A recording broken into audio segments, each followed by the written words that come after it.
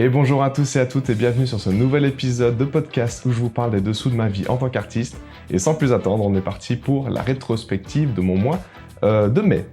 Donc, clairement, accrochez-vous, il y a beaucoup de choses à raconter. Alors, la première nouvelle pour ce mois de mai, du coup, je suis allé faire un stage face caméra chez Another Light, qui est juste à côté de chez moi.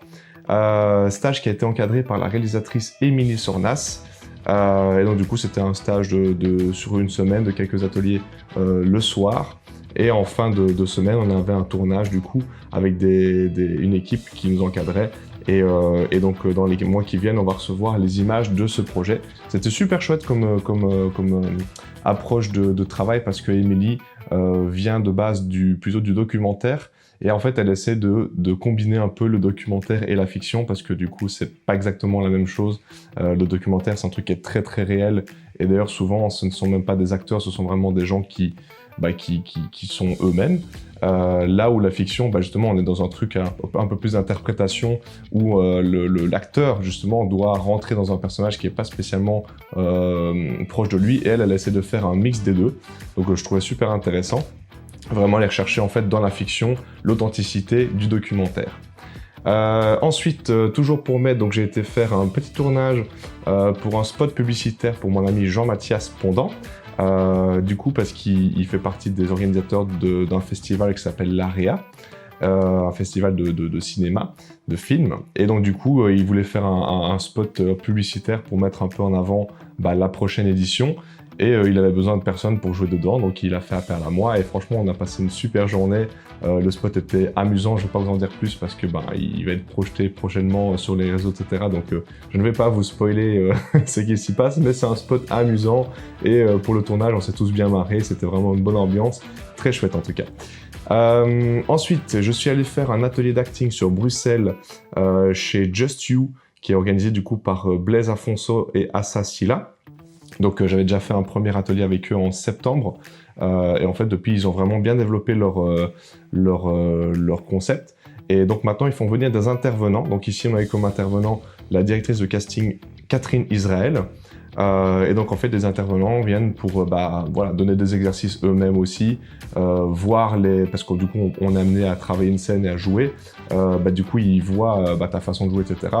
Et en l'occurrence, ça peut être une très bonne façon de créer des contacts. Donc ici, Catherine Israël, on se connaissait déjà, mais il y a des fois des intervenants qu'on ne connaît pas spécialement. Et franchement, je trouve que c'est un très beau cadre pour rencontrer des futurs potentiels partenaires de travail.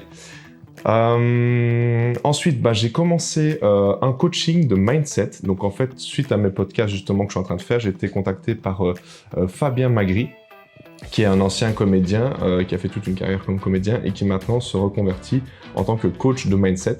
Donc en fait, c'est vraiment de la préparation mentale, un peu comme les sportifs de haut niveau font, mais aussi justement en l'occurrence des artistes, pour se préparer pour des performances, des tournages ou des concerts, etc., des moments qui peuvent être remplis de stress, de pression, etc. Et en gros, le but de ce coaching mental, c'est vraiment de préparer mon mental pour, dans les moments décisifs et importants, être à 100% de mon potentiel et ne pas me laisser dévier de ce que je dois faire par justement la peur du jugement, le stress, tout ça. Et donc c'est vraiment tout un coaching qui est super intéressant, ça m'oblige à revoir beaucoup de choses que je prenais entre guillemets pour acquis. Et franchement, le coaching est super intéressant et j'en suis qu'au début, mais déjà là, je sens que ça va être vraiment chouette pour la suite. Ensuite, j'ai été faire aussi un casting pour une série liégeoise qui va s'appeler Darius, qui est en fait en cours de création, ils vont faire des pilotes, etc. Malheureusement, je n'ai pas été pris. Par contre, ils ont bien aimé le casting, donc ils ont dit qu'apparemment pour les prochains épisodes, il va y avoir plein de rôles à pourvoir, donc mon profil serait, semble-t-il, toujours en liste pour les rôles qui vont suivre. En tout cas, pour la première édition, pour la première, le pilote, je ne suis malheureusement pas repris, mais c'est pas grave, ça fait partie du métier, clairement, le refus en casting, les castings qui n'aboutissent pas, c'est le b.a.-ba du métier, quoi, comme je dirais. Donc du coup, ce sera une série qui apparemment sera diffusée sur la RTBF, en tout cas qui a pour projet 2. Et donc ce sera une espèce de quotidienne, un peu comme Plus belle la vie ou ce genre de série mais du coup liégeoise. Ensuite, j'ai passé aussi un très chouette casting pub avec We Want You. Pareil, malheureusement, je n'ai pas été pris, mais ça aurait été vraiment cool parce que c'était pour une marque de sandwich ou un truc comme ça. Et donc, il était prévu d'avoir un séjour en Italie pour le tournage, tout frais payé évidemment avec le logement, etc. Et il y avait un beau cachet à la clé, mais malheureusement, j'ai pas été pris. Par contre, je me suis bien amusé au casting, je me suis mis à fond dans le personnage, j'ai vraiment essayé de trouver tous les accessoires qui pouvaient correspondre un maximum à ce que j'avais reçu dans le dossier de présentation pour me donner toutes mes chances. Mais voilà, encore une fois, petite loterie, le casting, donc je n'ai pas été pris cette fois-ci.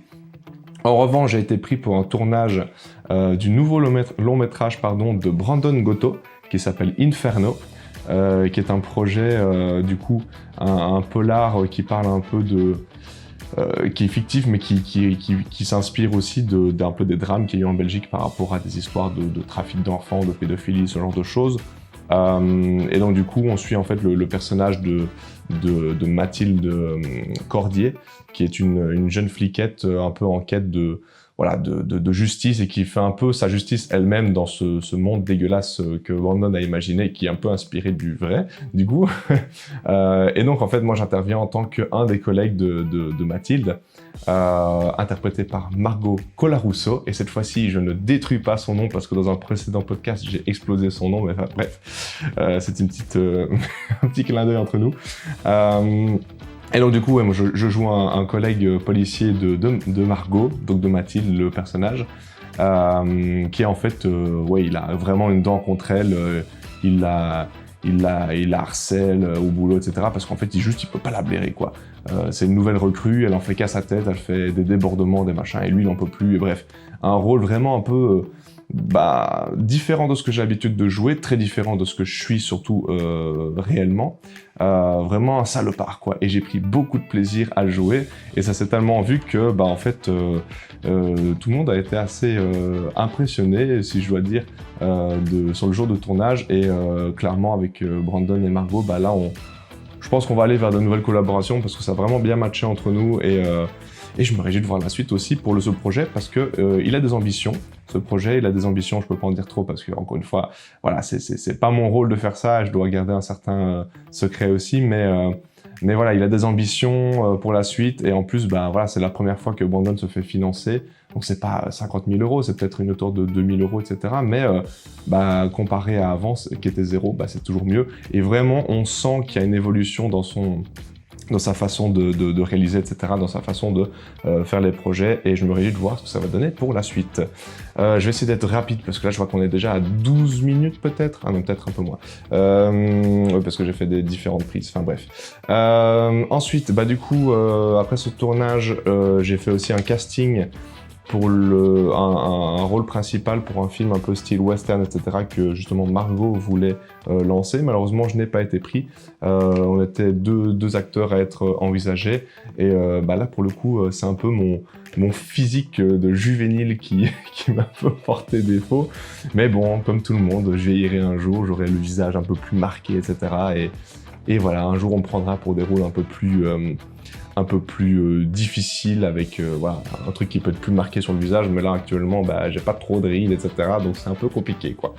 Voilà, ceci étant dit, on a commencé aussi enfin avec mon groupe de rock Rootstuff à avancer sur les maquettes de notre petit album, donc on appelle ça un EP, et donc voilà, on est enfin en train d'avancer sur les maquettes. On espère faire ça cet été, et peut-être qu'à la rentrée on pourra enregistrer. Je dis ça comme ça, on se fixe des objectifs, mais est-ce qu'on y arrivera? J'espère. Mais en tout cas, voilà, au moins ça bouge, ça avance. Les concerts reviennent tout doucement aussi. On va en avoir prochainement cet été, justement. Donc je mettrai des informations sur mes profils Facebook, etc. pour vous tenir au courant. Ensuite, j'ai contacté aussi le Pôle Image par rapport à le fait que je recherchais un local pour organiser, j'en avais parlé dans un précédent podcast, pour organiser un atelier moi-même d'acteur, en fait. En partant du principe qu'effectivement, en tant qu'acteur, c'est compliqué de s'entraîner régulièrement et surtout avec des prix abordables. voilà, l'atelier Just You Prod dont j'ai parlé tout à l'heure avec Blaise Afonso et Assassila. C'est le genre de truc qui est accessible, mais pour le coup, c'est Bruxelles. Et en fait, c'est ça. C'est soit c'est accessible et c'est loin, soit c'est pas donné et c'est un peu plus près, mais c'est quand même souvent Bruxelles. Donc, je me suis dit, autant essayer de créer un truc soi-même ici sur Liège. Et donc, je n'avais pas encore trouvé vraiment de locaux qui étaient abordables. Et ici, il semblerait que le pôle image, qui est près de chez moi en plus, mette à disposition des locaux à des prix raisonnables.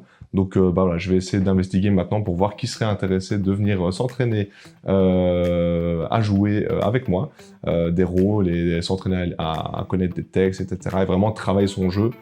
J'ai en tête de faire ça quelque chose comme 2 fois par mois peut-être, donc une fois toutes les 2 semaines plus ou moins. Comme ça nous laisse aussi le temps entre chaque fois de respirer un petit peu et de faire d'autres choses. Mais donc voilà, ça se concrétise aussi un peu plus de ce côté-là.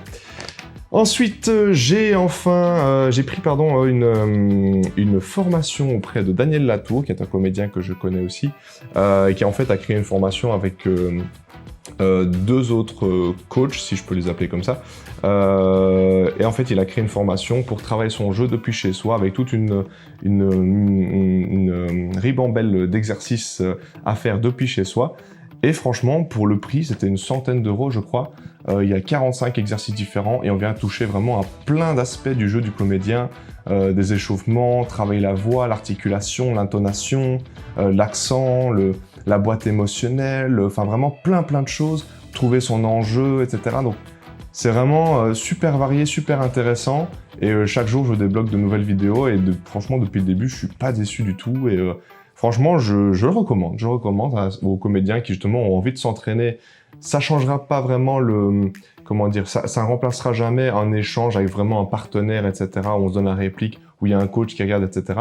Mais à défaut d'avoir rien du tout, franchement c'est vraiment chouette et ouais, c'est une autre partie du travail, parce que je dis à défaut d'avoir rien du tout, c'est pas ça que je veux dire, mais comme je dis, ça remplacera pas l'autre, mais clairement c'est important et c'est vraiment ça pour le coup un travail de soi à soi, quoi. Vraiment avoir les bases, le b.a.-ba du jeu de comédien et de revoir un peu ses fondamentaux, c'est super intéressant. Et du coup, tout ça m'a amené à la dernière nouvelle. Après ça, j'ai fini.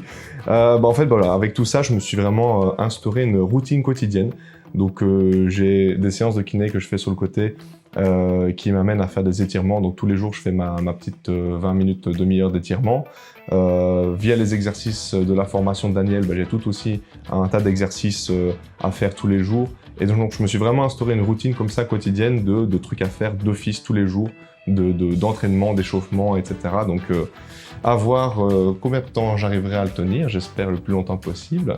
Et en tout cas, mais je vois déjà que voilà, ça me met vraiment dans une bonne dynamique, bien active et super prolifique pour la suite.